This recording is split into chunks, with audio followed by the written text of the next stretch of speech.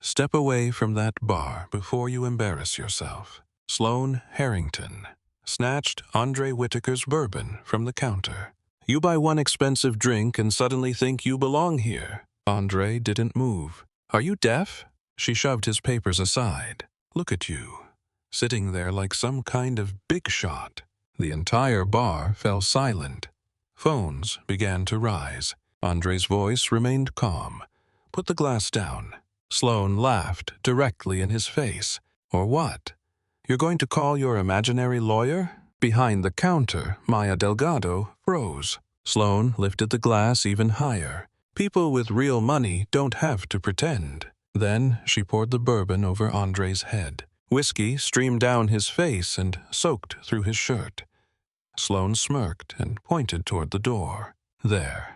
Now, security can drag you out before you embarrass yourself any further. Andre didn't flinch. Sloane had no idea that the quiet man she had just humiliated had already withdrawn a $100 million position from her family's company. Before we go any further, comment where in the world you're watching from, and make sure to subscribe because tomorrow's story is one you won't want to miss. The Iron Lantern pulsed with the energy of Chicago's elite on a Friday evening. Crystal chandeliers cast a warm glow across polished mahogany tables, where men in $1,000 suits discussed mergers over aged whiskey. Women wrapped in designer dresses laughed at jokes that weren't funny, their jewelry flashing beneath the lights like tiny stars. Andre Whitaker stepped through the entrance with calm, deliberate movements. He wore a simple, dark polo shirt and perfectly fitted jeans, expensive but understated. There was nothing loud about him. His presence was controlled and observant, the presence of a man who preferred to understand a room before speaking. Behind the gleaming bar, Maya Delgado worked with practiced efficiency. Her dark hair was secured in a neat bun, and her white shirt remained crisp despite the hectic night. She moved from customer to customer with sharp attention, mixing drinks while navigating the demands of downtown Chicago's wealthiest power players. Andre approached the bar and chose a seat near the impressive whiskey display. Behind Maya, bottles worth more than many people earned in a month lined the shelves. He placed his phone on the polished wood and opened a thick folder filled with financial documents. "What can I get you?" Maya asked warmly, though her voice remained professional. Macallan, 25, neat. Andre never looked up from the papers. Maya poured the amber whiskey into a heavy crystal glass. The drink cost $200. Andre placed cash on the counter without bothering to count it. The front doors suddenly opened, allowing a rush of cold October air into the room. Sloane Harrington swept inside with 3 friends, their laughter carrying through the crowded bar. She wore a flowing emerald gown that probably cost more than Maya's monthly rent. Diamond earrings sparkled against her blonde hair. "God, I am so done with charity events," Sloane announced loudly. "All those boring speeches about helping people. We already gave them money. What more do they want?" Her friends giggled on cue. They found an open section near Andre's end of the bar and occupied it as though the entire place belonged to them. Technically, it did. The Iron Lantern was inside a Harrington hotel. Sloane scanned the room, clearly hungry for attention. Her eyes eventually settled on Andre, who was still focused on his financial documents. She tilted her head and examined his casual clothing with unmistakable disapproval. "Excuse me," she said, loudly enough for nearby tables to hear. "I think you're in the wrong place." Andre didn't look up. A cruel smile slowly formed across Sloane's perfectly painted lips. "This isn't exactly a sports bar, honey. The Applebee's down the street might be more your speed." Several customers turned to look. Behind the counter, Maya tightened her jaw and began drying glasses with unnecessary force. Andre quietly turned another page. "Are you seriously going to ignore me?" Sloane's voice rose. "Do you have any idea who I am? This is my family's hotel." One of her friends gently touched her arm. "Sloane, maybe just—" "No." Sloane pulled away. "I'm sick of people like this, thinking they can just walk in here and pretend they belong. Look at him. He's probably trying to impress some gold digger with Daddy's credit card." The bar grew even quieter. Even the businessmen, talking loudly at the corner table, stopped and looked over. Andre finally raised his eyes. His dark gaze met Sloane's with perfect calm. He said nothing. "What's wrong?" Sloane asked, stepping closer as the growing audience gave her confidence. "Cat got your tongue? Or did you finally realize you don't actually have enough money to be here?" Maya leaned across the bar. "Ma'am, maybe we should—" "Don't!" Sloane snapped. "This is exactly the problem. People like him think they can buy one overpriced drink and suddenly become part of our world." She reached toward Andre's crystal glass with the sharp entitlement of someone who had rarely been told no. Andre moved his hand toward it. Sloane was faster. She grabbed the heavy tumbler containing the $200 whiskey. The room seemed to hold its breath. Without hesitating, Sloane slowly tilted the glass over Andre's head. Amber liquid poured across his dark hair, streamed down his face, soaked his polo shirt, and splattered across the financial documents in front of him.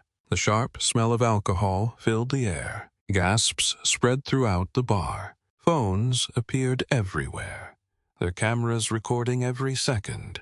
"There," Sloane said, visibly satisfied. "Now, maybe security can take out the trash where it belongs." Two security guards in black suits approached Andre's seat.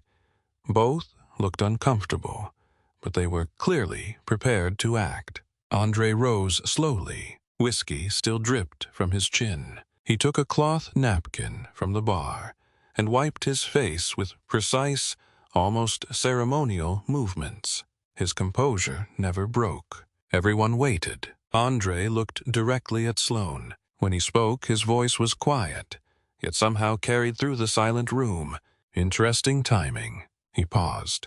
"I just pulled my $100 million position from your company 10 minutes ago." Silence stretched across the room like a held breath. Sloane's triumphant smile faltered. "What?" A businessman sitting nearby suddenly straightened in his chair. "Wait a minute. Are you Andre Whitaker?" Another voice came from across the room. "Whitaker Capital? Andre Whitaker?" Recognition spread through the bar like wildfire. Faces turned pale. The security guards stopped where they stood. The color drained from Sloane's face as the meaning of Andre's words finally crashed over her. Andre stepped outside into the cold Chicago rain, his bourbon-soaked shirt clinging to his shoulders. Neon lights reflected across the wet pavement as he walked toward the hotel's main entrance, leaving the chaos of the iron lantern behind. Inside, Maya's angry voice cut through the lobby noise as she confronted the security guards. "You stood there and watched her humiliate that man," she said, her face flushed. "You were ready to throw him out when he had done absolutely nothing." The taller guard shrugged. "Miss Harrington is family. We follow orders." "That's disgusting," Maya shot back. "You know what she did was wrong." "Look, lady," the second guard interrupted. "We don't get paid to judge the boss's daughter. We get paid to keep the peace." Maya's hands shook with frustration. That wasn't keeping the peace.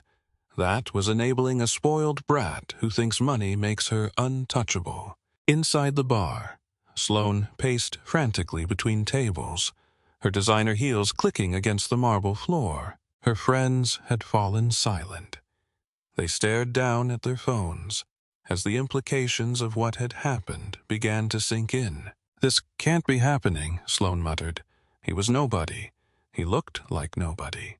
Her phone buzzed. The name Conrad Harrington appeared on the screen. Her father. Sloane answered with trembling hands. "Daddy, what did you do?" Conrad's voice exploded through the speaker. "I'm getting calls from hotel managers telling me you attacked Andre Whitaker in our bar." "I didn't attack anyone," Sloane protested. You poured alcohol on one of our biggest investors." His voice rose into a roar. "Do you have any idea what you've done to this company?" Sloane's stomach dropped. How was I supposed to know? He looked ordinary. Ordinary. Conrad's breathing became heavy. That ordinary man controls more money than most small countries, and you humiliated him in public. Across town, inside his hotel suite, Andre pulled off his whiskey-stained shirt and reached for his phone. Grant Mercer answered immediately despite the late hour. "Andre, how did the meeting go?" "There was no meeting," Andre replied calmly. "We need to accelerate the withdrawal announcement. Tonight." Grant's voice sharpened. "What happened?" While drying his hair with a towel, Andre explained what had happened at the bar. Grant listened with growing disbelief. "She actually poured liquor on you?" "Yes." "In front of witnesses?" "Multiple cameras recorded it," Andre confirmed. "This family's true character is now public record." "Good," Grant replied with quiet satisfaction. "I'll draft the press release immediately. We'll have it ready before the Asian markets open." Meanwhile, Maya had retreated to the bar's back office after her shift ended. She couldn't stop replaying the events in her mind. Andre's composed dignity, while being publicly humiliated, reminded her of her father, who had endured similar treatment from wealthy customers during his years working as a hotel janitor. Her phone buzzed. A message had arrived from an unfamiliar number. "This is Andre Whitaker. I wanted to thank you for standing up earlier. If you ever need anything, please reach out." Maya stared at the screen before replying. "Mr. Whitaker, I'm sorry about tonight. Behavior like that isn't unusual here. Executives treat people terribly, and no one ever says anything. I've seen things that would shock you.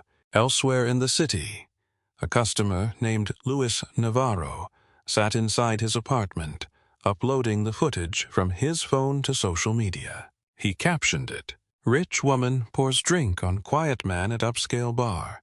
His response will blow your mind.'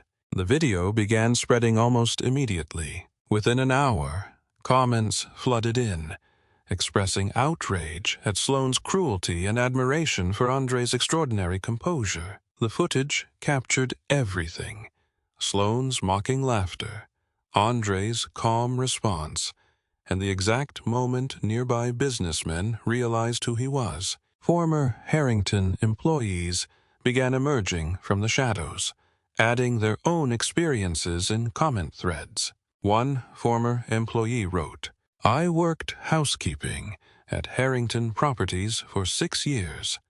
Management treated us like garbage. They discriminated against anyone who wasn't white and wealthy. HR constantly covered it up. Sloane Harrington personally got me fired because I refused to tolerate her inappropriate comments." The accusations multiplied as more people found courage in knowing they weren't alone. Near midnight, financial reporter Naomi Chen broke the story on her blog.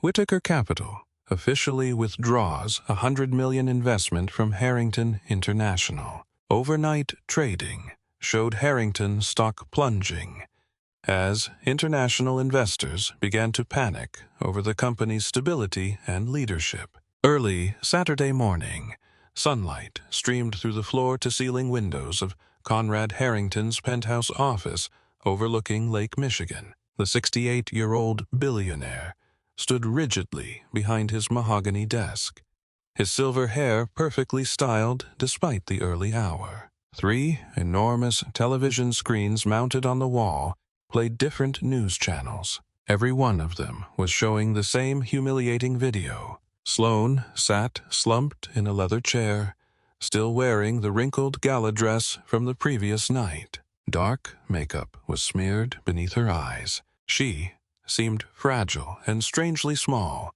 Inside the vast office, filled with awards, photographs of Conrad beside presidents, and displays celebrating 4 decades of corporate achievement. "Explain this disaster," Conrad said, his voice dangerously quiet. Explain why my daughter is on every news channel in America pouring liquor over one of our most important investors. Sloane's hands trembled as she reached for her coffee. Daddy, I didn't know who he was. He looked like he didn't belong there. The way he dressed, the way he sat there, acting all superior. Superior. Conrad's voice rose slightly. The man was sitting quietly at a bar. He wasn't bothering anyone. I was smug, Sloane insisted weakly. You should have seen the way he looked at me, like I was beneath him or something. Conrad slowly walked around his desk. Every step was deliberate and intimidating. Sloane, do you understand what you've done? Andre Whitaker isn't just another investor. He controls $100 million in capital that keeps this company operational. Sloane went pale. But we're fine, right? We have other investors. Conrad gave a bitter, frightening laugh. Fine? Sloane, we were already bleeding money before last night. The Miami project is 3 months behind schedule. The London acquisition collapsed. 2 pension funds pulled out last quarter because of regulatory concerns. He stopped directly in front of her, towering over his daughter. Andre Whitaker's investment was the only thing preventing a complete financial collapse. And you humiliated him in public because you didn't like his clothes. Sloane began to cry, mascara running down her face. I'm sorry, Daddy. I'll apologize. I'll fix it. It's too late for apologies, Conrad said coldly. That video has 20 million views. Former employees are sharing horror stories online. Our stock price dropped 18% in overnight trading. Across town at Whitaker Capital headquarters, Andre sat inside a conference room, studying financial documents spread across the polished table. Grant Mercer paced near the windows. Cracks were beginning to show in his usually calm demeanor. The situation is worse than we initially realized, Grant said, adjusting his wire-rimmed glasses. When markets open Monday morning, Harrington stock will collapse completely. They need emergency funding within 72 hours, or they could face bankruptcy. Andre looked up. Good. Maybe new ownership will treat the employees better. Grant stopped pacing. Andre, there's something else. Those offshore transactions you discovered. I've been studying the patterns. Someone moved $47 million through shell companies over 18 months. The transfers always happened immediately before quarterly earnings reports. Fraud? Andre asked simply. Sophisticated fraud, Grant confirmed. Someone with high-level access doctored the books to inflate the company's value. Investor money and pension funds were stolen while executives received massive bonuses. Andre's phone buzzed with a call from an unknown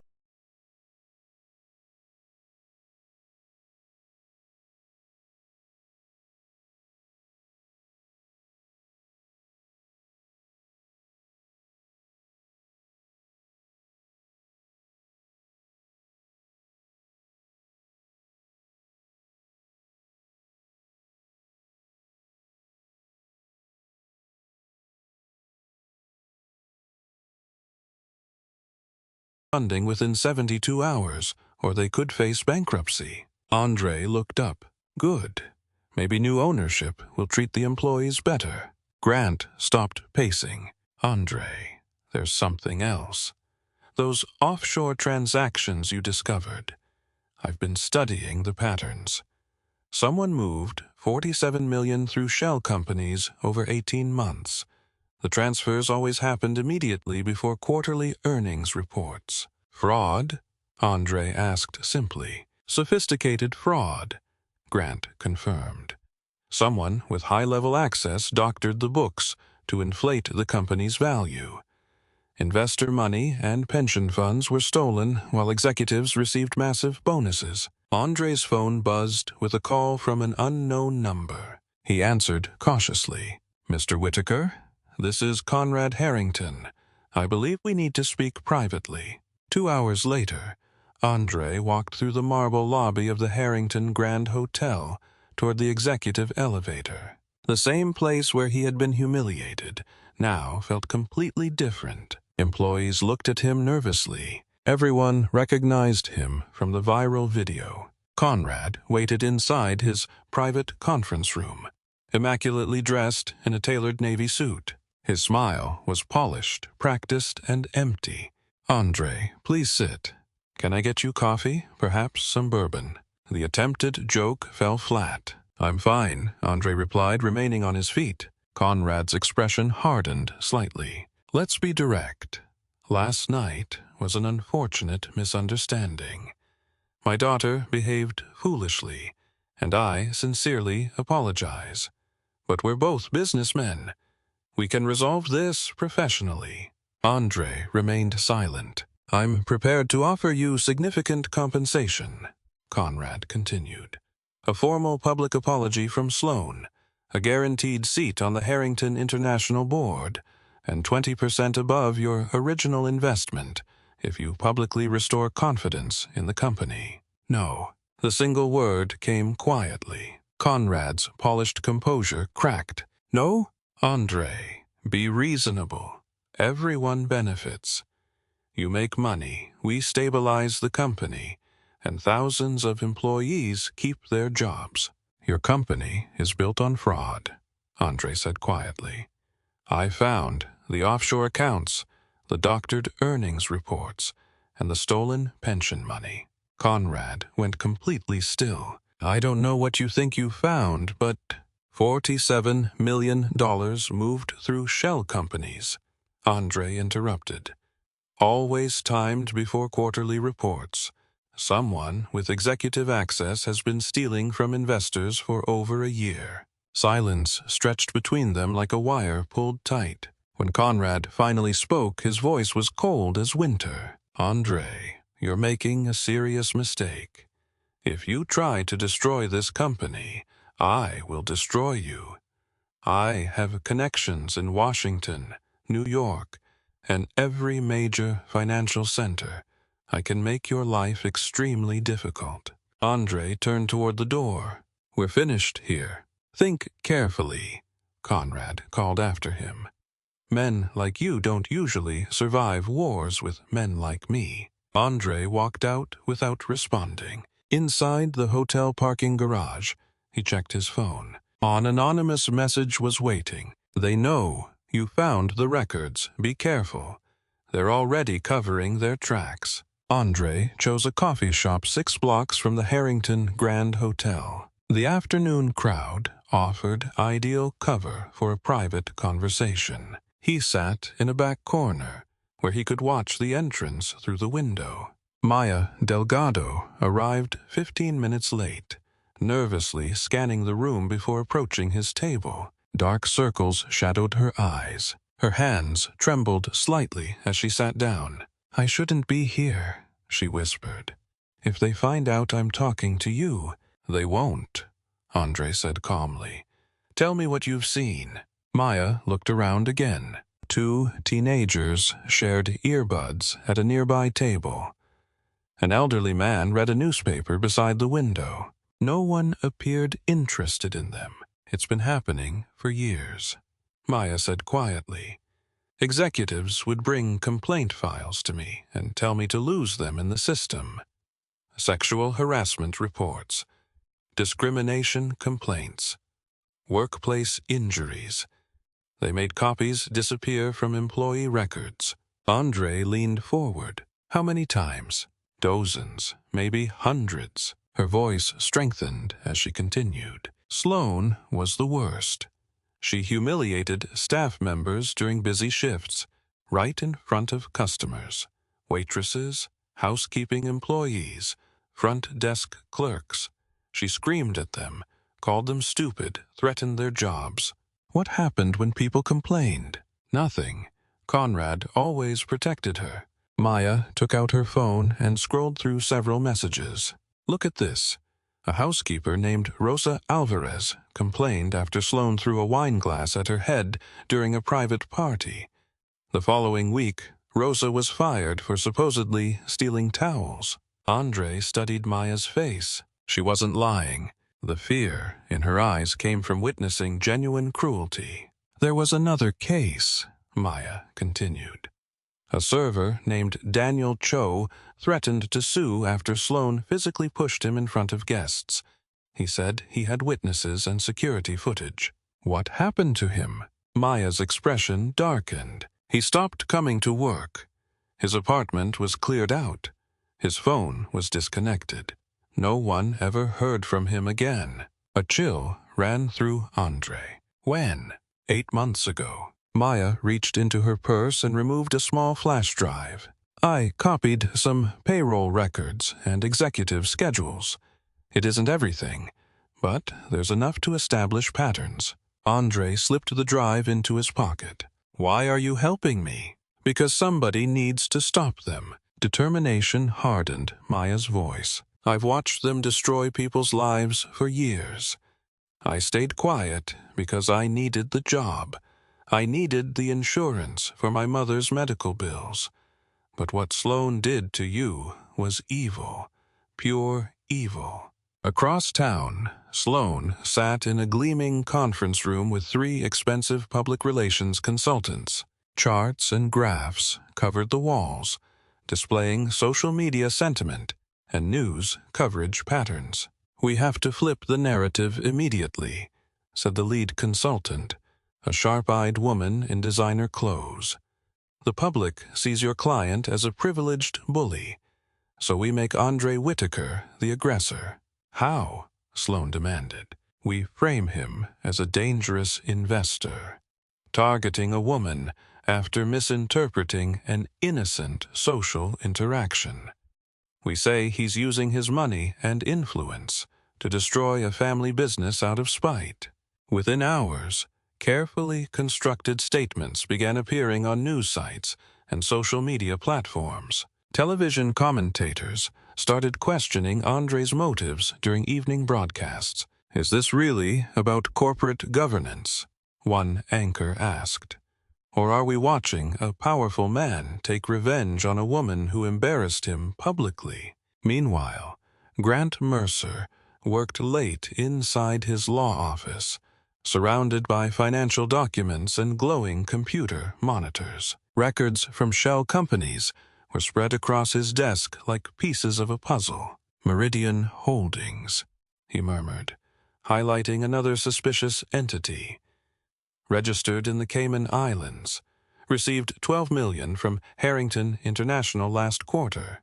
His computer chimed. Another shell company, then another. Every trail led to Caribbean accounts, hiding millions of dollars belonging to investors. Grant reached for his phone to call Andre when movement outside caught his attention. A black SUV sat across the street with its engine running. The windows were too dark to see through. Andre left the coffee shop as evening shadows stretched over downtown Chicago. He walked several blocks toward his hotel, his mind racing through everything Maya had told him. The corruption went far beyond financial fraud. This was systematic abuse of power. Andre turned onto a busy street filled with Saturday evening traffic. Cars crawled in both directions. Then, he noticed a black SUV maintaining exactly the same distance behind him. It never came closer. It never fell farther behind. At the next intersection, Andre turned right. The SUV turned right. Andre crossed the street. The SUV followed. His hotel remained 3 blocks away, and the black vehicle continued its slow pursuit through the darkening Chicago streets. Rain hammered against the floor-to-ceiling windows of Andre's hotel suite on the 32nd floor. City lights blurred behind streams of water, turning Chicago's skyline into an abstract painting. Andre stood near the window, still wearing the same dark polo from the bar incident, processing everything he had learned. A hard knock interrupted his thoughts. When he opened the door, Grant Mercer stood outside. Grant's normally immaculate appearance had been ruined by the storm. Rain dripped from his expensive overcoat, and he carried a leather briefcase swollen with documents.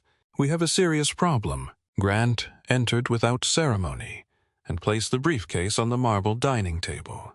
"Conrad Harrington has been moving money for weeks." Andre closed the door and joined him as Grant spread records across the table. Charts and bank statements covered the polished surface like evidence in a murder investigation. "Look at this." Grant pointed to several highlighted transactions. Meridian Holdings received $12 million 3 weeks ago. Caribbean Trust got $8 million last Monday.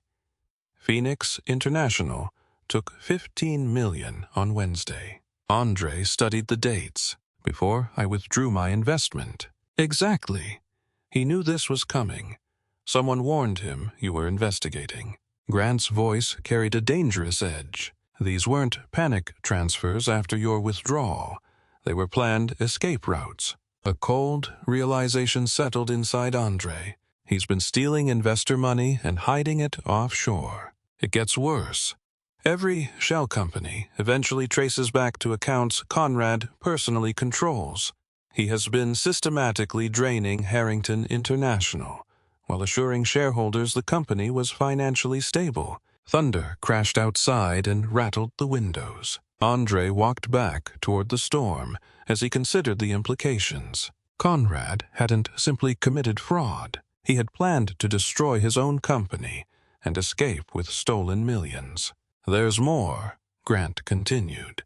"I checked the timing of your original investment. Conrad actively recruited your money 6 months ago. He specifically targeted Whitaker Capital." Grant looked directly at him. "You weren't just an investor. You were the mark." Across the city, Sloane Harrington sat beneath bright television lights facing a sympathetic female interviewer. Her makeup was flawless. Her designer dress had been carefully selected to look elegant, without appearing excessively extravagant. Tears glistened in her eyes. "The hatred online has been devastating," she said, her voice trembling with carefully practiced emotion. "People are sending death threats to my family. They're calling me horrible names because of a few seconds of video taken completely out of context." The interviewer leaned forward sympathetically. "What really happened that night?" "I had been celebrating with friends after a charity event where we raised money for children's hospitals. This man was sitting alone, acting strangely and making everyone uncomfortable." Sloane dabbed her eyes with a tissue. "When I politely asked him to leave our private area, he became aggressive and threatening. I was terrified. I threw my drink because I was afraid for my safety."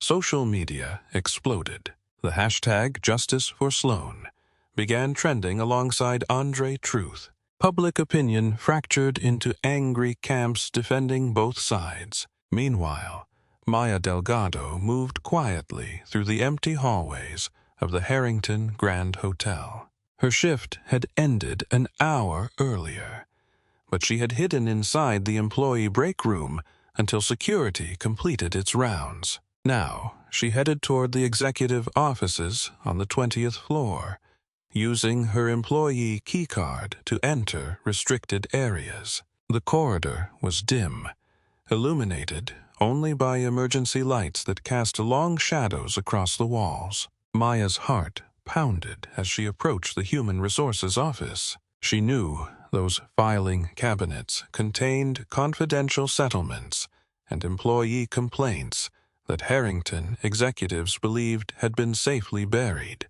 She slipped inside. Her hands shook as she opened drawer after drawer and photographed documents with her phone. Discrimination settlements, sexual harassment complaints, retaliation cases. Every file represented another person whose life had been damaged by Harrington International's culture of abuse. Then she found a thick folder labeled Executive Immunity Protocols. Inside were legal strategies designed to shield Conrad and Sloane from employee lawsuits. The documents included instructions for destroying evidence and intimidating witnesses. Suddenly, Maya heard voices outside. Security guards were conducting an unexpected search of the office floors. Flashlight beams swept across doorways. "Check every room," a rough voice ordered. "Someone has been accessing files they shouldn't have." Maya's blood turned cold. They knew. Somehow, they had discovered what she was doing. She shoved the documents back into the cabinet and searched desperately for another way out. The voices came closer. Then Maya noticed a service door marked "Authorized Personnel Only." She slipped through it and entered a narrow maintenance corridor. Behind her, she could hear security guards entering the office she had just left. Her phone buzzed. An anonymous message appeared. "They know you took the files. Get out now." Maya ran through the service corridors, her footsteps echoing off the concrete walls. She reached a stairwell and descended 15 floors, her lungs burning from fear and exertion. By the time she reached the parking garage, her hands were trembling as she called Andre. "They almost caught me," she whispered. "Someone told them I was accessing files. They're searching the entire building." "Where are you?" Andre asked, his voice calm but urgent. "Parking garage. I think I'm safe, but they know I have information. Don't go home tonight. Find somewhere public with cameras and witnesses. I'll meet you tomorrow." "Andre, what I found is worse than we thought. They have protocols for destroying evidence. They've done this before." Inside a downtown law office, Conrad Harrington sat across from 3 expensive attorneys. The conference room was thick with cigarette smoke despite the building's no-smoking policy. Conrad's usual polished appearance had begun to crack, exposing the desperate man underneath. "I want everything on Andre Whitaker," he said, his voice cold with fury. "Military records, business deals, personal relationships, financial irregularities. Find something we can use to destroy him." The lead attorney, a thin man with calculating eyes, nodded. "We'll examine his military discharge, investigate his early investments, and interview former business partners. If there's anything questionable in his past, we'll find it." "What about criminal charges?" Conrad asked. "Market manipulation may be possible.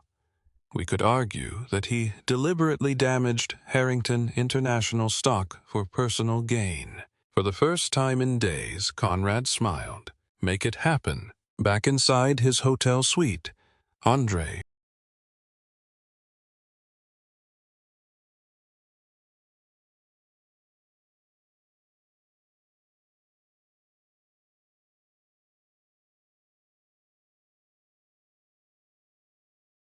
wall. Andre's phone buzzed. An encrypted message had arrived from a contact in Washington, D.C. He read it twice before showing Grant. "Federal regulators have begun quietly examining Harrington International's finances."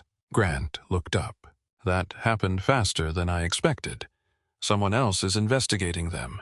We're not alone." Outside, the storm intensified. Lightning illuminated the dark sky. Andre understood they had crossed a point from which there was no return. Conrad Harrington would fight with everything he had, using every dirty trick and illegal strategy available to him. The war had only begun. Andre sat in his corner office at Whitaker Capital headquarters, watching 3 news channels on mounted screens. Every one of them portrayed him as the villain. Andre Whitaker's sudden withdrawal from Harrington International raises serious questions about market manipulation, a financial analyst said on CNN. Investors who followed his lead lost millions overnight. On Fox Business, another commentator went further. Whitaker built his fortune by targeting vulnerable companies. His military background suggests a man comfortable with aggressive tactics. The third screen showed MSNBC airing a segment titled "The Predatory Investor." Andre's professional photograph appeared beside charts showing the collapse of Harrington's stock. His assistant knocked and entered nervously. "Mr. Whitaker, 3 more partners called this morning.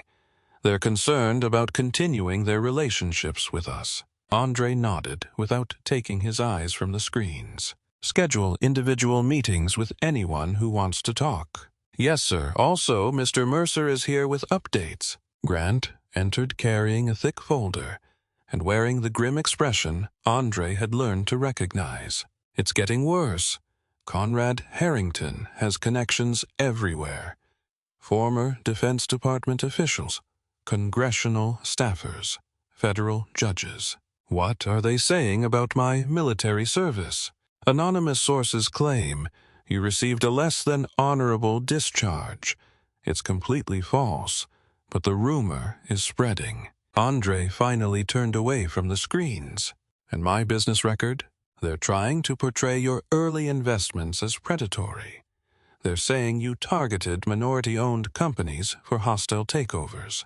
The irony was impossible to miss. Andre had spent years helping struggling businesses survive, often preserving jobs that otherwise would have disappeared. Now, those same success stories were being twisted into weapons against him.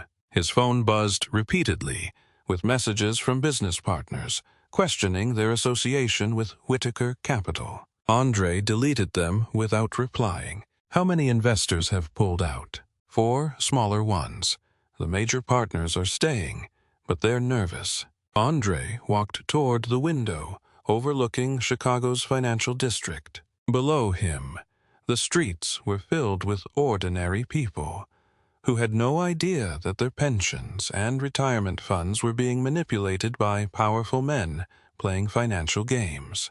"They aren't just trying to destroy my business," Andre said quietly. "They want to make an example out of me. They want everyone else to see what happens when someone challenges them." Across town, Sloane sat inside the sleek conference room of a crisis management firm. The consultant, Camille Foster, had built her career cleaning up celebrity scandals. "You need to disappear completely from public view," Camille told her. "No restaurants, no social events, absolutely no more television interviews." "But people are saying horrible things about me online," Sloane protested.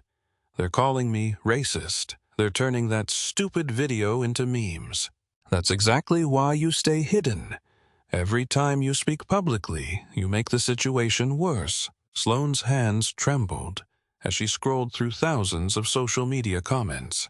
Most were brutal. "This is Andre Whitaker's fault," she said. "He deliberately made me look bad." Camille leaned forward. "Ms. Harrington, you poured alcohol over a man's head in public. He didn't force you to do anything. You don't understand. People like him don't belong in places like that."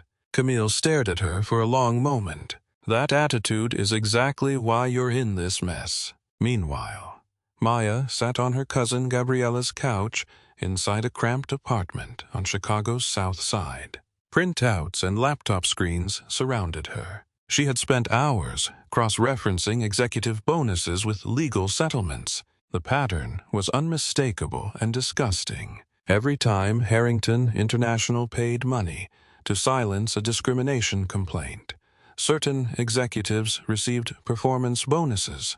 "They were being rewarded for covering it up," Maya murmured as she highlighted another connection. Gabriella brought her coffee and looked over the papers.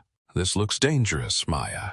"It is dangerous, but look at this." Maya pointed to a spreadsheet. "They paid $2 million to silence a woman who reported sexual assault by a department head. 3 months later, 5 executives received bonuses totaling $4 million. They were celebrating. They were being paid to stay quiet." Maya's phone rang. It was Andre. "I want to meet you tonight," he said. "I need to thank you personally for what you're doing. It isn't safe for you to come here." "I don't care about safe anymore. They're already trying to destroy me. Where are you?" Maya reluctantly gave him the address. 2 hours later, Andre knocked on the apartment door. Maya quickly let him inside, checked the hallway, then closed and locked the door. "You look tired." "I haven't slept much. The news coverage is relentless." She led him into the living room, where evidence covered nearly every surface. Andre examined the documents one by one, his expression becoming darker with each page. "This proves they've been buying people's silence for years," he said, "and rewarding the people who helped them do it." He looked at Maya with genuine admiration. "You risked everything to get this. Your job, your mother's insurance, maybe even your safety. Someone had to do it. I watched them hurt people for too long." They spent an hour reviewing the evidence together, gradually constructing a comprehensive picture of Harrington International's systematic corruption. Maya had documented everything with remarkable discipline, like the law student she had once been. "This is enough to bring them down," Andre finally said, "if we can put it in the right hands." Grant knows prosecutors who specialize in corporate fraud, people who can't be bought. Maya nodded. "I'll make copies of everything tonight." Andre stood to leave. "Maya, when this is over, I want to offer you a position at Whitaker Capital. Someone with your skill and integrity deserves better than serving drinks to people like Sloane Harrington." "I'd like that." Andre headed toward the door. "Be careful. If they discover you have these files." "I know." Maya locked the door after him and watched through the peephole as he walked toward the elevator. When Andre exited the apartment building onto the quiet street, he noticed a dark sedan parked across the road. 2 men sat inside. One raised what appeared to be a camera, fitted with a telephoto lens. The flash was subtle. Andre saw it anyway. They were documenting his movements now. Monday morning arrived gray and cold. Andre sat inside the Whitaker Capital conference room at 5:30 a.m., spreading documents across the polished oak table while Grant studied legal precedents on his laptop. "Markets open in 3 hours," Grant said without looking up. "Harrington stock is already down 12% in pre-market trading." Andre arranged the financial records into precise stacks: offshore account statements, shell company registrations, wire transfer confirmations. Every document revealed another piece of the same story: years of systematic fraud. "The investigators arrive at 7, Andre said. "Everything needs to be perfect." "It is perfect. Conrad Harrington is finished." Beyond the floor-to-ceiling windows, Chicago's skyline emerged from the darkness as early commuters began filling the streets. Andre had barely slept, but his mind was focused and sharp. Today would change everything. At exactly 7, 2 federal investigators entered the conference room.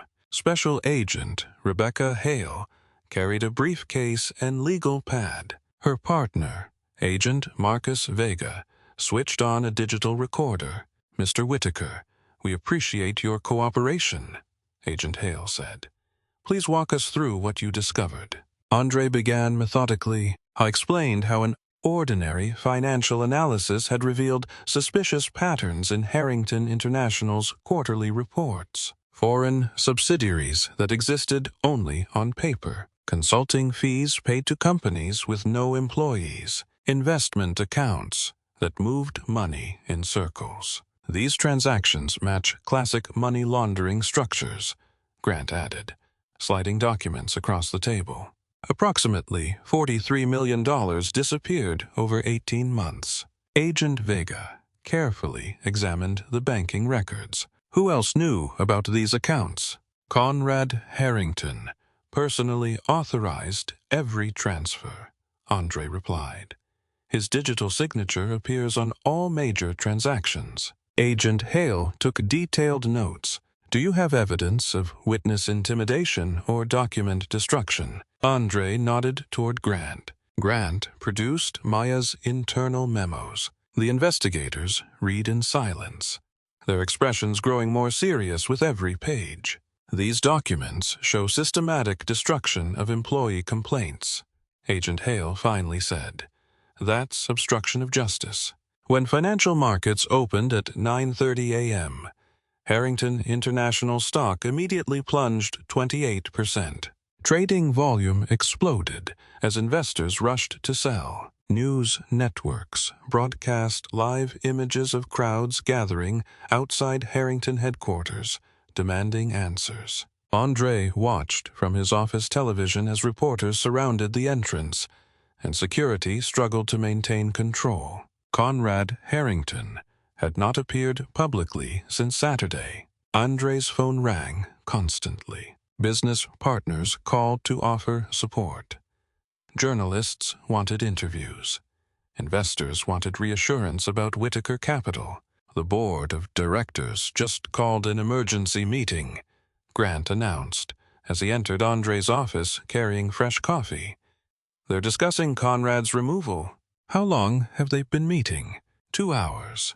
Several board members flew in from New York this morning. Andre felt something he hadn't experienced since Friday night. Real hope. The truth was spreading faster than the Harringtons could contain it. By afternoon, news organizations began investigating Sloane's history of abusive behavior. Former hotel employees appeared on television and described years of harassment and intimidation. One woman tearfully explained how Sloane had fired her after she refused unwanted advances from a wealthy guest. "She told me I should feel lucky to have any job at all," the woman said during a live interview. "She said people like me should be grateful." The public reaction was immediate and brutal. Social media turned almost completely against Sloane.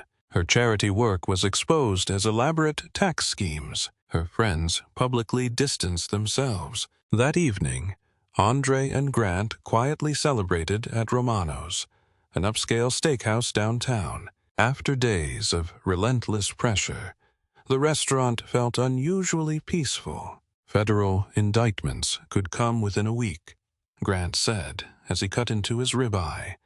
Maybe sooner if investigators get cooperation from internal witnesses. "Maya deserves most of the credit," Andre replied. "Without her evidence, this would have been far harder to prove. She risked everything. She did the right thing when it mattered." Andre raised his wine glass to justice finally being served. They clinked glasses and enjoyed their first relaxed dinner in days. 11:45 p.m., Andre's town car stopped outside his downtown condominium. He thanked the driver and walked toward the lobby, feeling genuinely optimistic for the first time since the incident at the bar. Then he saw them. 6 federal agents were waiting near the entrance. 3 black SUVs lined the street, their red and blue lights flashing silently. Agent Hale walked directly toward him. Her expression was cold and professional. "Andre Whitaker, you are under arrest for securities fraud and insider trading." She held up sealed warrants stamped by a federal court. The fluorescent lights inside Whitaker Capital headquarters buzzed harshly as federal agents moved through the offices like predators. Andre sat handcuffed inside his own conference room, watching strangers dismantle everything he had spent 20 years building. Agent Hale supervised the search while reading from the warrant. Securities fraud, insider trading, market manipulation. You withdrew your investment knowing it would crash Harrington stock, then profited through short positions. "That's impossible," Andre said quietly. "I never shorted anything.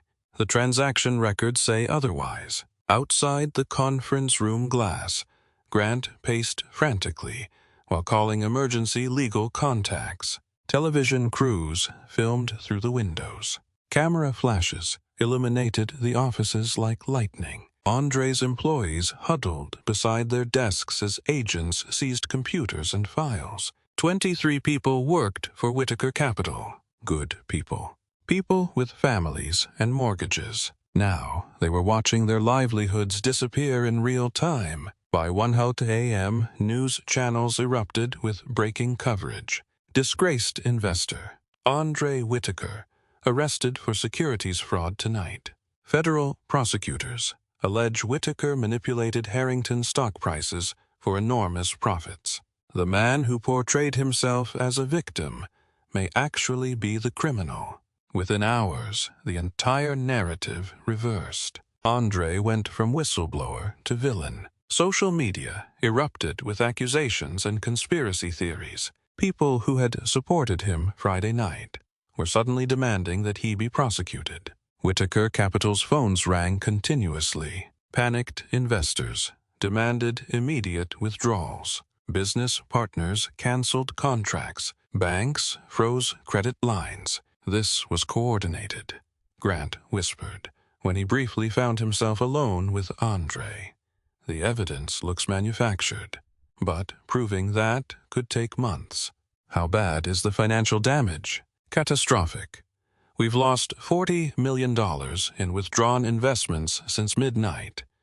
More money is leaving every hour. Andre felt the walls closing around him. The Harringtons had anticipated every move. While he concentrated on exposing their corruption, they had quietly fabricated evidence, portraying him as the true criminal. Across town, Conrad Harrington held an emergency press conference outside corporate headquarters. Despite the late hour, he appeared calm and dignified. "I am deeply saddened to learn of Mr. Whitaker's alleged criminal activities," Conrad told the cameras. "Harrington International has cooperated fully with federal investigators. We will continue supporting law enforcement as they pursue justice." Reporters shouted questions about corruption inside his own company, but Conrad's lawyers quickly ended the briefing. Inside her penthouse apartment, Sloane watched the coverage with savage satisfaction. She poured expensive champagne and immediately called her publicist. "Andre Whitaker is finished," she said with a laugh. "No one will believe anything he says now. We destroyed him completely." Meanwhile, Maya unlocked her apartment door and knew instantly that something was wrong. Furniture had been moved. Drawers were hanging open. Her laptop was gone from the kitchen table. She rushed into the bedroom and opened the closet where she had hidden backup evidence. The box was gone. Every document, every copied record, every piece of evidence she had gathered, stolen. Maya grabbed her purse and car keys without unpacking anything. Someone had been watching her. Someone knew exactly what she had and exactly where she kept it. She drove to a 24-hour diner across town and tried calling Andre. His phone went directly to voicemail. She called Grant. No answer. Maya realized she was completely alone. The people who might have protected her were fighting for their own survival. The evidence capable of proving their innocence had disappeared. She paid cash for her coffee and vanished into the night. By 3:00 a.m., Whitaker Capital's emergency board meeting reached its inevitable conclusion. Board members demanded that Andre immediately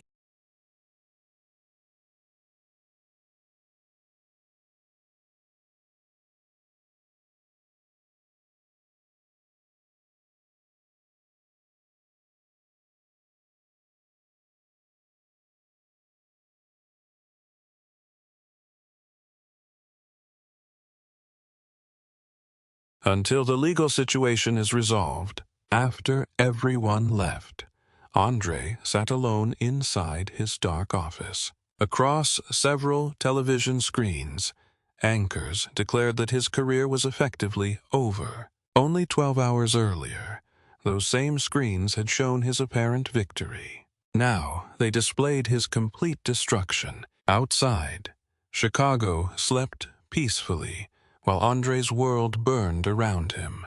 Tuesday morning light slipped through the blinds of Grant Mercer's modest downtown apartment. Andre sat hunched over Grant's kitchen table, staring at federal documents spread across the surface. His clothes were wrinkled from sleeping on the couch. Dark circles surrounded his eyes. "Look at this timestamp," Grant said, pointing toward the header of a digital file. He wore reading glasses and had been examining the evidence since sunrise. This document says it was submitted to federal servers at 11:47 p.m. Andre leaned closer. What's wrong with that? The metadata says the document itself wasn't created until 11:52 p.m. Andre stared at him. 5 minutes after it was supposedly submitted. Grant's voice became quiet and intense. Someone altered this evidence after it reached federal investigators. A chill ran through Andre. That's impossible, unless someone inside the investigation is compromised. Yes, Grant removed his glasses and rubbed his exhausted eyes. The Harringtons have deeper connections than we realized. Outside, reporters were still camped near Andre's home 3 blocks away. News vans lined the street waiting for even a glimpse of the disgraced investor. Andre had escaped through the parking garage beneath Grant's building before dawn. How do we prove those timestamps were altered? Carefully. If we're right, accusing federal investigators of corruption could destroy us completely. Grant gathered the documents into neat stacks. We need independent verification from someone the government can't touch. Andre's phone buzzed with another anonymous death threat, and deleted it without reading the entire message. Dozens were arriving every hour. Across the city, inside Conrad Harrington's executive office, Sloane paced beside floor-to-ceiling windows overlooking the Chicago River. Her father sat behind his enormous desk, arguing with 3 corporate attorneys. The federal investigation needs to focus entirely on Whitaker's trading violations, Conrad demanded. Nothing else matters now. Sir, if they discover the offshore accounts, one attorney began nervously. They won't. Whitaker is the perfect distraction. Cold satisfaction filled Conrad's voice. Let him burn while we quietly clean house. Sloane stopped walking. Something in her father's tone deeply disturbed her. Dad, what exactly happened Friday night at the bar? The attorneys exchanged uneasy glances. Conrad dismissed them with a wave. Give us privacy. Once they were gone, Sloane confronted him. You knew Andre was withdrawing his investment before I ever saw him at the bar, didn't you? Conrad studied his daughter. What makes you think that? Hotel security told me executives were holding emergency meetings Friday afternoon, hours before I humiliated him. Conrad's face remained neutral, but Sloane knew that expression. I was calculating how much truth he could safely reveal. We suspected Whitaker might become a problem, Conrad admitted slowly. The timing of his withdrawal seemed suspicious. You wanted me to provoke him. Horror entered Sloane's voice as she finally understood. You knew I would lose control and embarrass him publicly. Sloane, you manipulated me. She slammed her palm against his desk. You used the worst parts of me as part of some corporate strategy. Conrad stood and moved toward her. Everything I do is to protect this family. By turning me into your weapon, Sloane backed away. By letting me destroy my own reputation while you stayed clean. For the first time in her life, Sloane realized that her father had never truly protected her. He had simply used her recklessness whenever it benefited him. You're upset, Conrad said calmly. Go home and rest. Let me handle this. Handle what? More lies? Sloane grabbed her purse and walked toward the door. I won't be your puppet anymore. She stormed out, leaving Conrad alone with his schemes. That afternoon, Andre's phone rang from an unknown local number. He hesitated before answering. Andre, it's Maya. Her voice sounded frightened and strained. Maya, where are you? I've been worried. I can't talk long. Someone inside Harrington security tried to silence me permanently after I copied those files. Andre gripped the phone. What do you mean, silence you? 2 men broke into my apartment while I was still there. I barely escaped using the fire escape. Her words came quickly. But before I disappeared, I backed everything up on an encrypted external server. Everything we need to prove their corruption. Where are you now? Safe? But we need to meet tonight. I have information that will destroy them completely. Andre looked at Grant, who was listening closely. Where? The abandoned rail station beneath Millennium Park, 11 p.m. Come alone and watch for surveillance. The call ended. Grant frowned. It could be a trap. Andre stared at the silent phone. Maya had risked everything to help him. Now she was hiding for her life because of his battle with the Harringtons. Maybe, but she's the only person who can prove we're telling the truth. Andre agreed to meet her secretly that night, beneath the abandoned rail station outside downtown Chicago. The station beneath Millennium Park felt like a tomb. Heavy trains thundered overhead every few minutes, shaking dust from the cracked concrete ceiling. Andre pressed his back against a rusted support beam and checked his watch. Junin Chuo Pim. Maya was late. His phone vibrated. A message from an unknown number appeared. Platform 3. Stay in the shadows. Andre moved farther into the darkness, carefully stepping over broken glass and abandoned equipment. The air smelled of diesel fuel and decay. Somewhere in the distance, water dripped steadily. Andre, he turned toward the whisper. Maya emerged from behind a concrete pillar. Her face was pale and exhausted. She wore a dark hoodie and carried a worn backpack. Are you hurt? Andre asked, scared but alive. Maya glanced anxiously toward the tunnel entrance. We don't have much time. Those men are still looking for me. She removed a small external drive from her backpack. Everything is here. Financial fraud, offshore accounts, executive bribes. She swallowed. But it's worse than you know. Andre took the drive. How much worse? Remember the employee I told you about who disappeared after threatening legal action? Maya's voice trembled. His name was Terence Ortiz. He was a hotel maintenance supervisor. He discovered that executives were skimming money from employee pension funds. A train roared overhead, momentarily drowning out her voice. When the noise faded, Andre asked, "What happened to him?" They destroyed his reputation first. They planted drugs in his locker, had him arrested on false charges, then publicly fired him. Tears appeared in Maya's eyes. Terence couldn't find work anywhere.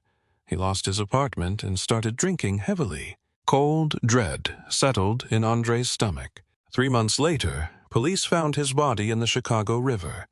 They called it suicide. But I found internal emails celebrating the fact that his problem had been permanently solved. Andre stared at her in horror. They drove him to kill himself. Conrad personally authorized the frame-up. Sloan laughed about it during executive meetings. Anger hardened Maya's voice. They murdered him just as surely as if they'd pulled the trigger themselves. The weight of it hit Andre all at once. This was no longer only about corporate corruption. People had died because of Harrington greed and cruelty. There's more, Maya continued. Racist communications between executives. They called employees animals. They joked about keeping certain types of people away from customer areas. Conrad used racial slurs during recorded board meetings. Before Andre could answer, bright headlights swept across the tunnel entrance. Car doors slammed in the distance. They found us, Maya whispered. Andre grabbed her arm. Is there another exit? Maintenance tunnels, this way.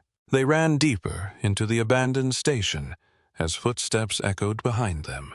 Maya led Andre through a narrow doorway into a service corridor filled with pipes and electrical cables. There, someone shouted behind them. Platform 3. Andre pulled out his phone and called Grant. Copy the files now. Maya's server password is Terence Ortiz. Got it, Grant replied. Stay on the line.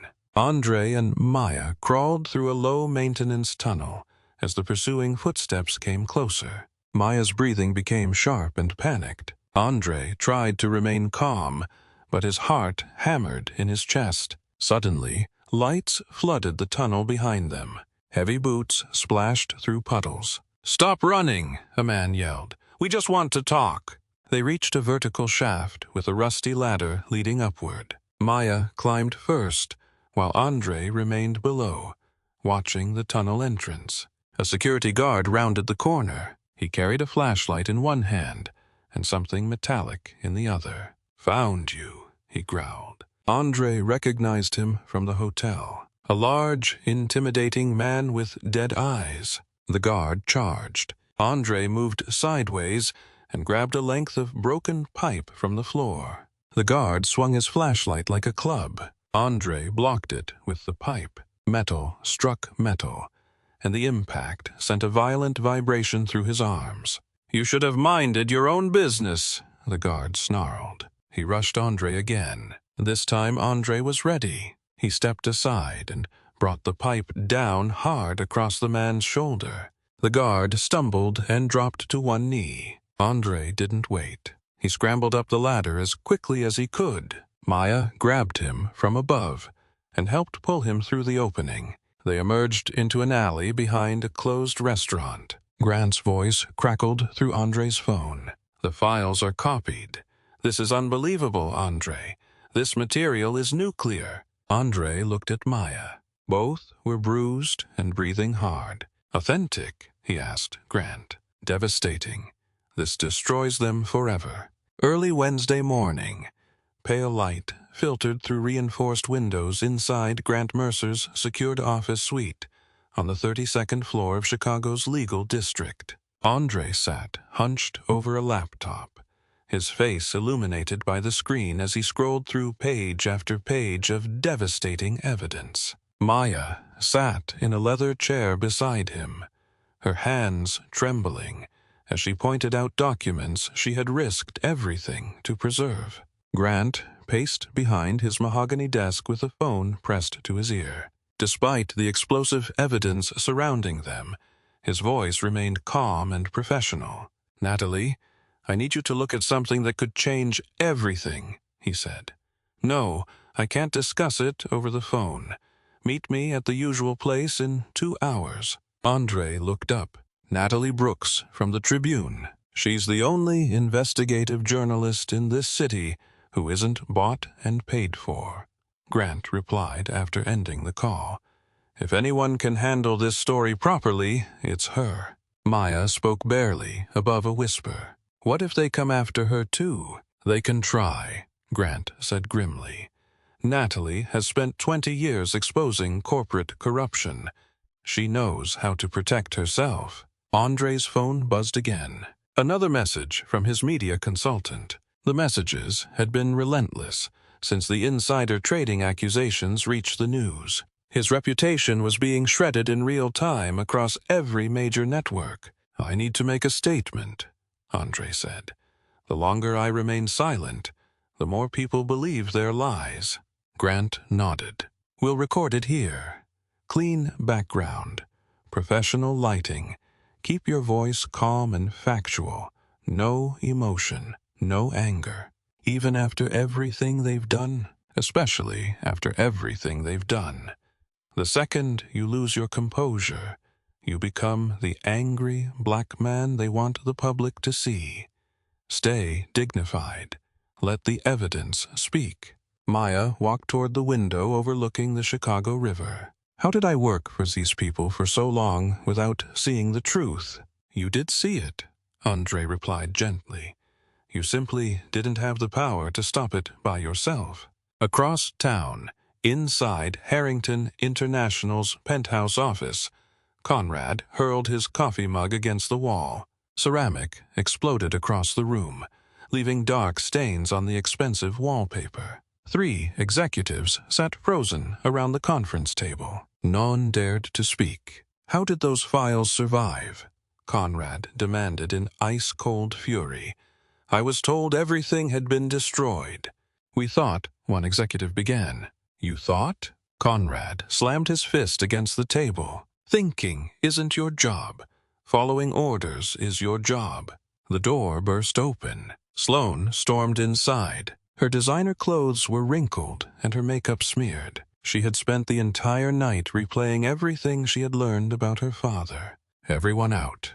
The executives rushed from the room, grateful for the opportunity to escape Conrad's rage. "What do you want, Sloane?" Conrad asked. His tone softened slightly. His eyes did not. "I want to know whether it's true." Her voice cracked. "The employee who died, Terence Ortiz, did he really kill himself because of what we did to him?" Conrad turned toward the window and clasped his hands behind his back. Terence Ortiz was weak. He couldn't handle the pressure of corporate life. "That isn't what I asked." Sloane stepped closer. "Did our company drive him to suicide?" "The company did what was necessary to protect our interests." "Answer me." Conrad spun around. His face was filled with cold pragmatism. "Yes, we destroyed his career. We made sure no one would hire him. We buried his complaints and discredited his character. He chose his own response to that pressure." Sloane staggered backward as though he had struck her. "You killed him." "I protected this empire. I protected your future. I protected our family name." "Our family name?" Her voice rose into a shriek. "Our name is built on destroying innocent people." Conrad's expression did not change. "Innocent people don't matter, Sloane. Power matters. Control matters. The weak exist to serve the strong."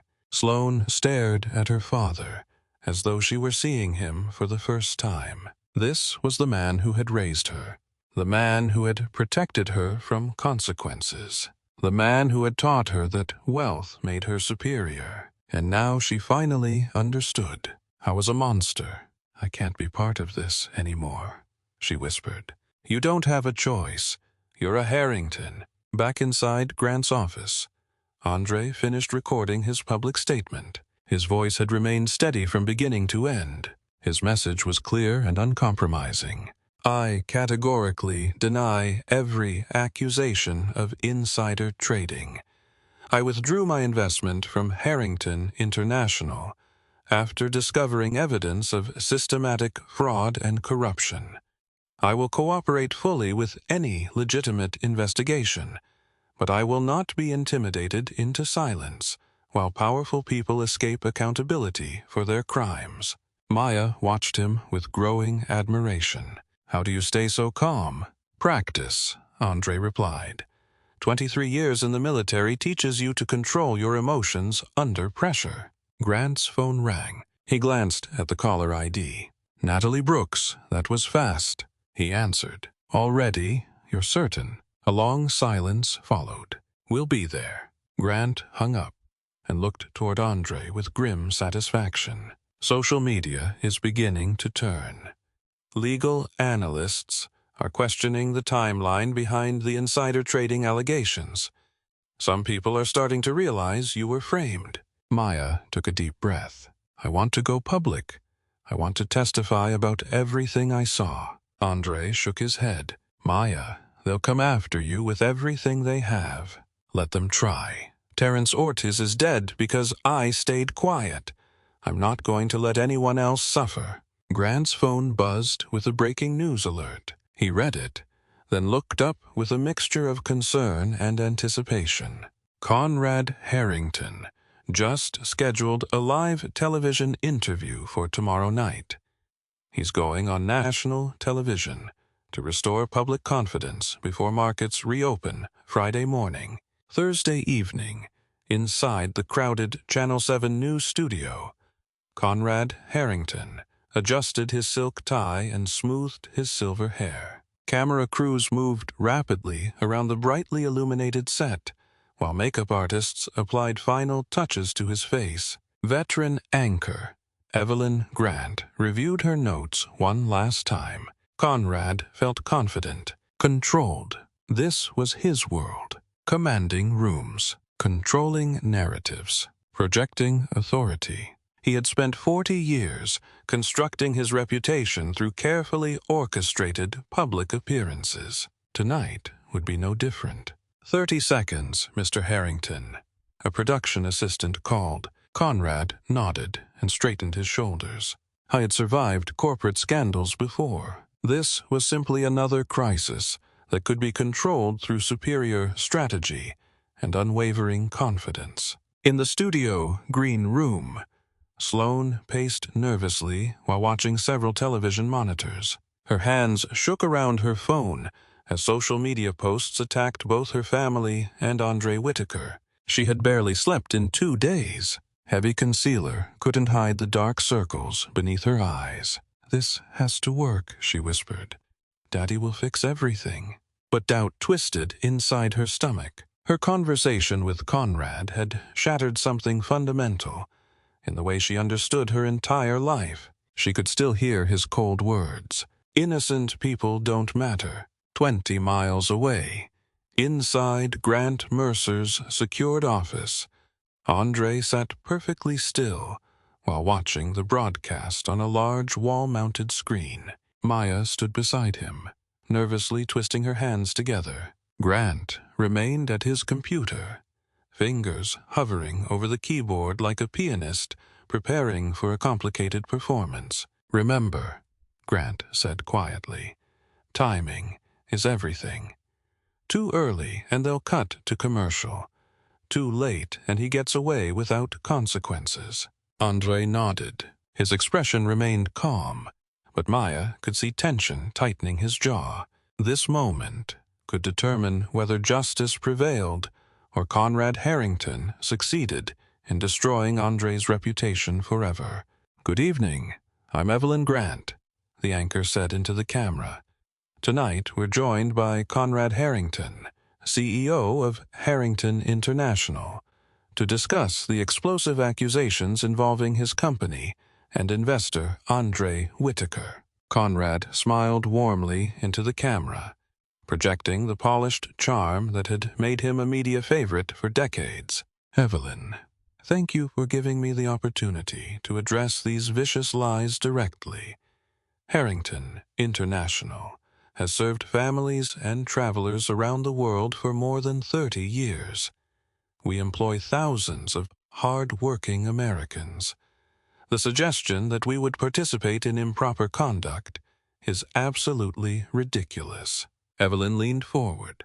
"Mr. Harrington, serious allegations have been made involving financial irregularities, employee discrimination, and destruction of documents.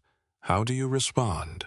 Conrad's smile never moved. "These are desperate fabrications created by Andre Whitaker, a disgruntled investor seeking revenge after my daughter rejected his inappropriate advances at our hotel bar.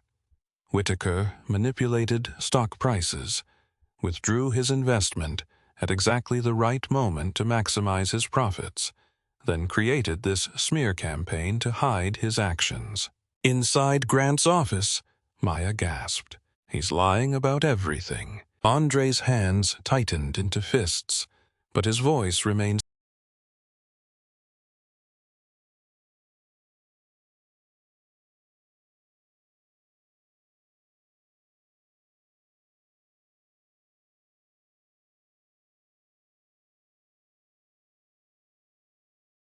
successful companies and destroys innocent families for personal gain. The federal investigation will prove that he committed insider trading while falsely accusing my company of crimes we never committed. Evelyn nodded sympathetically. "These must be extremely difficult times for your family." "Absolutely devastating. My daughter Sloane has received death threats from Whitaker's supporters.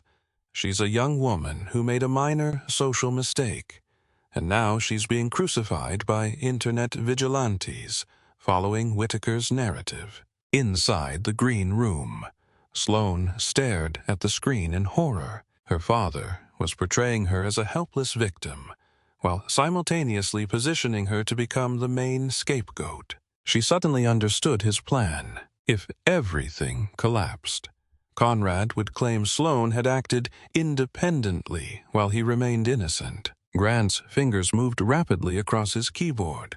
Evelyn's producer just received the first package, financial records showing offshore transfers. On television, Evelyn touched her earpiece and frowned. "Mr. Harrington, I'm being told that we have just received documents that appear to contradict your statements. Our research team is reviewing them now." Conrad's smile flickered for the first time. I'm certain that whatever Andre Whitaker has fabricated will be easily disproven by legitimate authorities. Evelyn's expression became more serious as information came through her earpiece. These documents appear to show substantial financial transfers into Caribbean shell corporations registered under names connected to Harrington International executives. Can you explain these transactions? Cracks began to appear in Conrad's confidence. Without seeing the documents themselves, I can't comment on out-of-context financial material that may have been altered. Grant sent another batch. Employee settlement records, destroyed complaint files, internal emails documenting systematic discrimination. Evelyn's eyes widened as she read from her tablet.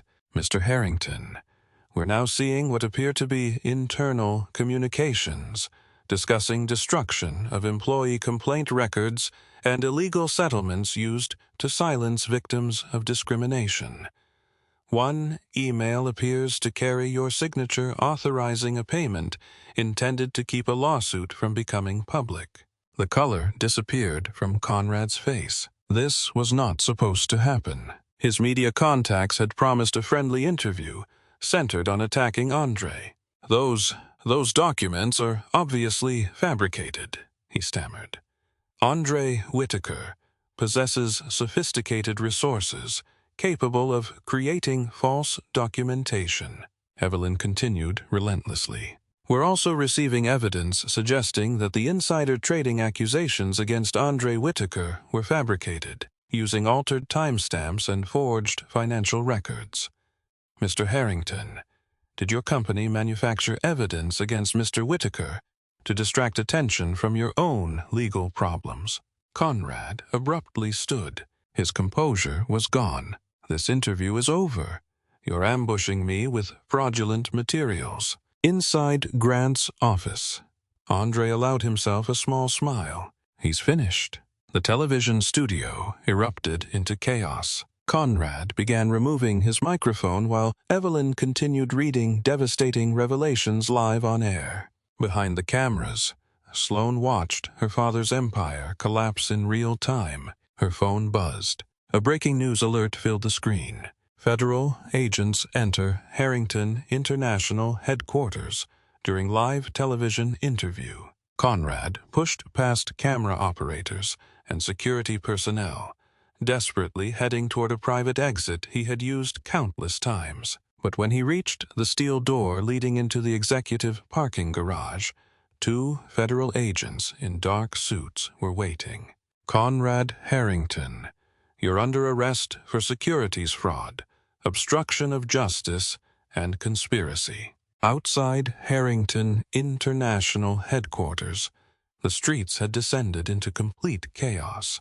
Police barriers struggled to hold back protesters, journalists, and curious spectators who surrounded the gleaming corporate tower. Camera crews from every major network had positioned themselves around the perimeter. Their powerful lights illuminated the night sky like a grotesque carnival. Federal agents moved in organized waves through the revolving glass doors, carrying sealed boxes and computer equipment seized from executive offices. Their methodical efficiency contrasted sharply with the panic spreading through the upper floors. Inside the boardroom on the 42nd floor, Harrington International's remaining executives scrambled to distance themselves from the disaster. Board member Lauren Prescott frantically typed a resignation letter while answering calls from furious shareholders demanding explanations.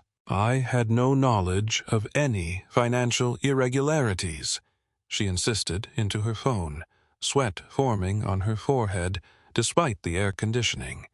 The board was completely unaware of Mr. Harrington's offshore activity.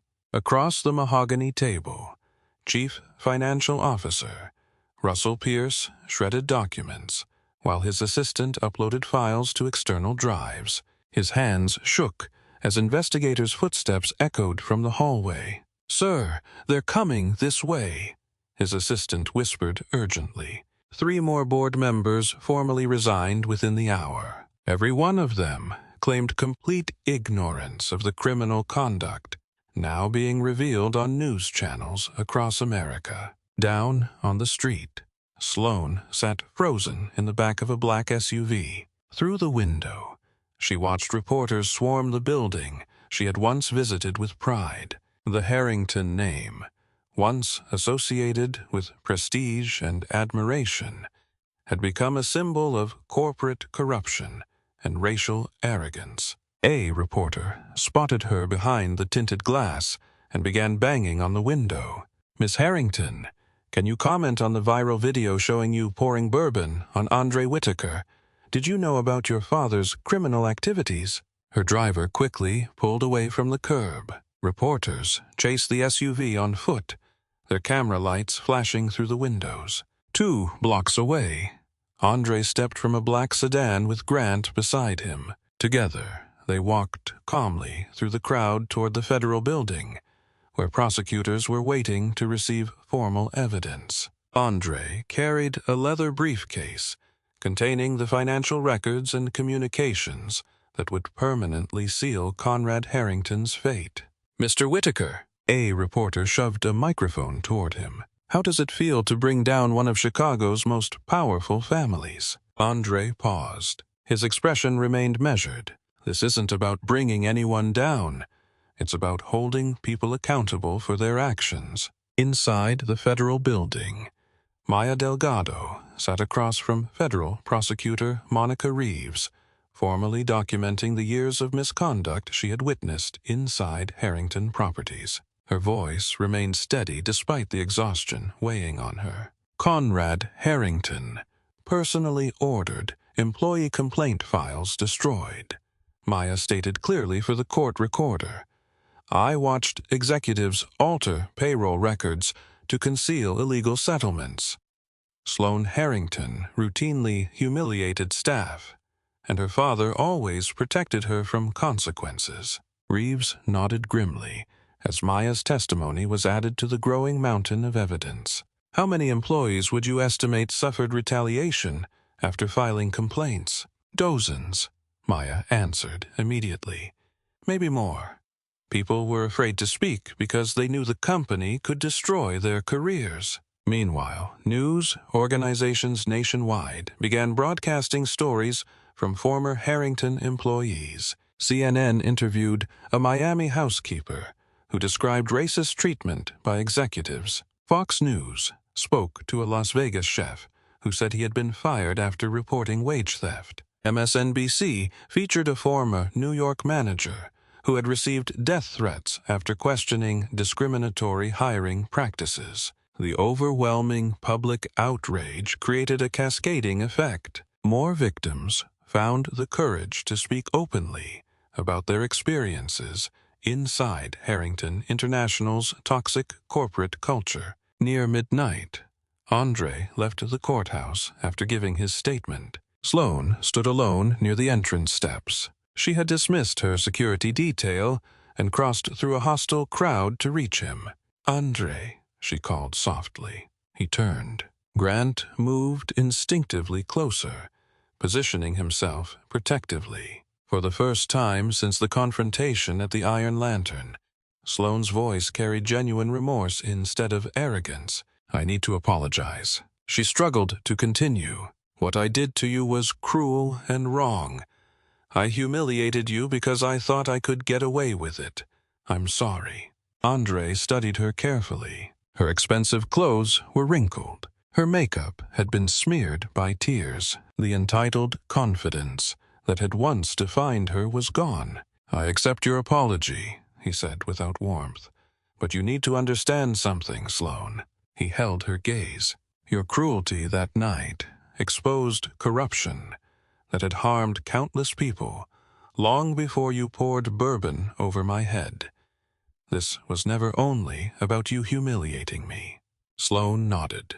Tears streamed down her face as the full weight of her family's crimes finally reached her. As dawn approached Friday morning, she stood alone outside corporate headquarters and watched maintenance workers remove the enormous Harrington sign from the building. Friday afternoon, reporters packed every available hallway inside the federal courthouse. Cameras and microphones created a chaotic maze as journalists waited for new developments in what news anchors were calling the Harrington scandal of the century. Inside courtroom 7B, federal prosecutor Monica Reeves stood before Judge Diane Whitfield and presented charges that would destroy one of America's most prominent hotel empires. Your Honor, the United States charges Conrad James Harrington with 17 counts of securities fraud, 12 counts of obstruction of justice, and 9 counts of conspiracy to defraud investors, Reeves announced with quiet authority. Additionally, executives Curtis Lang, Dominic Reyes, and Allison Crane are being charged with related counts of conspiracy and obstruction. Conrad sat at the defense table. His once commanding presence had collapsed into a hollow shell. The billionaire who had terrorized employees and manipulated markets for decades now faced the possibility of spending the rest of his life in federal prison. Judge Whitfield methodically reviewed the charges. Mr. Harrington, you understand that these charges carry potential sentences ranging from 20 to 40 years in federal custody. Yes, Your Honor, Conrad answered, his voice barely audible. Reeves continued, we're also announcing that the Department of Justice will pursue additional civil actions involving systematic discrimination, retaliation against whistleblowers, and violations of labor protection laws spanning the past 15 years. Whispers filled the gallery. Former employees began to realize they might finally receive justice for years of abuse and intimidation. Across town at Whitaker Capital headquarters, Andre received the phone call he had been waiting for. Grant entered his office with a broad smile. It's official. Andre looked up. Federal forensic analysts confirmed that the insider trading evidence against you was fabricated. Every charge is being dismissed immediately. The fabrication was so obvious that prosecutors are considering additional obstruction charges against whoever planted it. Andre slowly exhaled. A weight lifted from his shoulders, one he hadn't fully realized he was carrying. What about our investors? They're already coming back, Grant replied, checking his tablet. Confidence in Whitaker Capital is returning quickly. Several major funds have contacted us about increasing their positions once everything is completely resolved. Meanwhile, inside her penthouse apartment overlooking Lake Michigan, Sloane Harrington sat among packed suitcases. Her phone buzzed constantly with calls from reporters and former friends. She refused to answer. The social isolation had become unbearable. Women who once competed for her friendship at charity galas now crossed streets to avoid speaking to her. Country club memberships were quietly revoked. Invitations to exclusive events stopped arriving. Her personal assistant knocked gently on the bedroom door. Miss Harrington, the car is ready to take you to the airport. Sloane nodded silently. She had decided to leave Chicago indefinitely, hoping distance might eventually give her a chance to rebuild some version of an ordinary life, away from the scandal that would forever define her family's name. At the federal building, Maya Delgado emerged onto the courthouse steps and faced a crowd of reporters eager to interview the whistleblower who had risked everything to expose the corruption. Mrs. Delgado, how does it feel knowing your courage helped bring down one of the country's most powerful corporations? A CNN reporter asked. Maya considered the question before answering. I'm not celebrating anyone's downfall. I'm relieved that workers won't have to live in fear of retaliation for speaking up about abuse anymore. That's what matters most.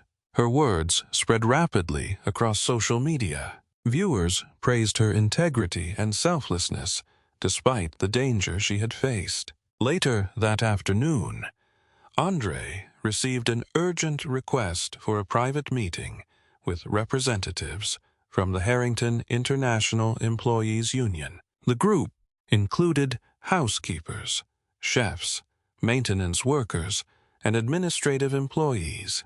They feared the collapse of the company would cost thousands of workers their jobs and pensions. Union President Carmen Rivera spoke for the frightened employees gathered inside Whitaker Capital's conference room. "Mr. Whitaker, we understand that you had every right to withdraw your investment. But our members are terrified that they're going to lose everything they've spent their entire lives working for." Andre listened carefully as employees described their fears. Mortgage payments, medical expenses, children's college tuition, all depended on their Harrington paychecks. Instead of celebrating his vindication or taking pleasure in revenge against the family that had tried to destroy him, Andre surprised everyone. "What if we restructure the company under entirely new leadership?" he proposed. "Ethical oversight, transparent financial practices, and most importantly, genuine protection for workers and security for their pensions." The conference room fell silent. The employees had expected abandonment. Instead, he was offering salvation. Grant watched his longtime friend with quiet admiration. Even after vicious public attacks on his character and reputation, Andre refused to become bitter. That evening, he signed preliminary agreements to help rebuild what had once been the Harrington Empire under transparent oversight and comprehensive worker protections, designed to ensure that the abuse could never happen again. 3 months later, crisp autumn air moved through downtown Chicago as Andre Whitaker stepped through the familiar glass doors of the Iron Lantern. The room looked almost exactly as it had on the Friday night that changed his life. Yet everything felt different. The mahogany bar gleamed beneath warm lights. Crystal glasses reflected the overhead fixtures. Conversations filled the room with the same familiar energy. But the atmosphere had been completely transformed. New leadership had moved methodically through every level of the former Harrington Empire. Strict ethical policies now governed employee interactions. Comprehensive anti-discrimination training was mandatory for every staff member. Anonymous reporting systems allowed workers to raise concerns without fear of retaliation. Most importantly, a zero-tolerance policy for executive abuse meant that powerful people could no longer humiliate employees without consequences. Maya Delgado moved gracefully behind the bar with a new sense of confidence and purpose. She wore a crisp white shirt beneath a dark blazer, reflecting her new position as corporate ethics director. Although most of her days were now spent in boardrooms and legal meetings, she occasionally returned to the bar because she genuinely loved the atmosphere and the opportunity to connect with people. "Good evening, Mr. Whitaker," called Nolan Hayes, the head bartender who had witnessed Andre's humiliation months earlier. "Your usual spot is available." Andre nodded appreciatively and settled onto the same stool where Sloane Harrington had poured bourbon over his head. The irony was not lost on him. Other employees acknowledged him respectfully as he passed, not with the desperate flattery once directed toward wealthy customers, but with genuine appreciation for the man who had protected their jobs and dignity when he could easily have walked away after clearing his name. The restructuring had been extensive, but it had been worth every effort. Andre's investment group had partnered with worker representatives to establish comprehensive pension protections, improve healthcare benefits, and introduce profit-sharing programs, so employees could benefit from the company's success rather than merely serving wealthy guests who looked down on them. Above the bar, television screens displayed financial news with closed captions scrolling silently across the bottom. Andre caught pieces of the headlines that had dominated the media for weeks. "Former Harrington CEO accepts plea deal in fraud case." The report explained that Conrad Harrington would serve 8 years in federal prison after admitting to conspiracy, obstruction of justice, and financial fraud involving more than $200 million. Another segment discussed ongoing civil lawsuits filed by former employees who had suffered discrimination and retaliation under the previous management. Many of those cases were being quietly settled with substantial compensation for the victims. A brief report mentioned Sloane Harrington. She had completely disappeared from public life after giving damaging testimony against several executives in exchange for immunity from prosecution. Sources said she had moved to Europe and had avoided all contact with the media since the scandal erupted. Maya approached Andre's section of the bar holding a bottle of premium bourbon. He recognized it immediately. It was the same brand Sloane had poured over his head during the confrontation that started everything. "On the house," Maya said with a warm smile as she poured the amber liquid into a heavy crystal glass. "I thought you might appreciate the symbolism." Andre chuckled softly. "I appreciate the gesture more than the symbolism, although I have to admit, there's some satisfaction in drinking it instead of wearing it." "The whole place feels different now," Maya said, looking around the crowded bar. "People seem more relaxed, more genuine, less like they're constantly performing for each other." Andre knew exactly what she meant. The aggressive social hierarchies and cruel power dynamics that had once poisoned the room had been systematically dismantled. Guests still dressed elegantly. Business deals still happened across polished tables, but the culture of humiliation and intimidation was gone. "How are the scholarship programs going?" Maya asked while polishing a glass. "Beyond expectations," Andre replied. "We're funding college educations for more than 300 children of hospitality workers this year. Many of them will be the first people in their families to attend university." Maya's smile widened. The programs had been Andre's personal initiative.